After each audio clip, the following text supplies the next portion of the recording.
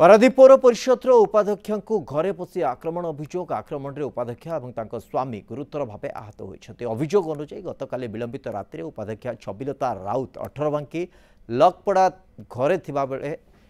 5-6 जन युवक अचानक आक्रमण करते प्रथम से छबिलता घर आगे हर्न बजाई किए डाकुची भावी छबिलता और स्वामी बाहर को आसवा क्षणे से आक्रमण करते उपाध्यक्ष चित्कार शुणी पड़ोशी मैंने उठी आसबार से पलि एने पारादीप आदर्श थाना लिखित अभियोग कर छबिलता तेज संपृक्त युवकों कौन प्रतिक्रिया मिल पारनी। प्रथम पुओ को आकाश सामतराय पिता पाउन सामतराय तार आ गोटे पु रनिया सामतराय आउ 4-6 जन इनोवा गाड़ी आसिले तापर हर्न मारे मु बासन मजुली बाहर गला मो ग्रिल की बाड़े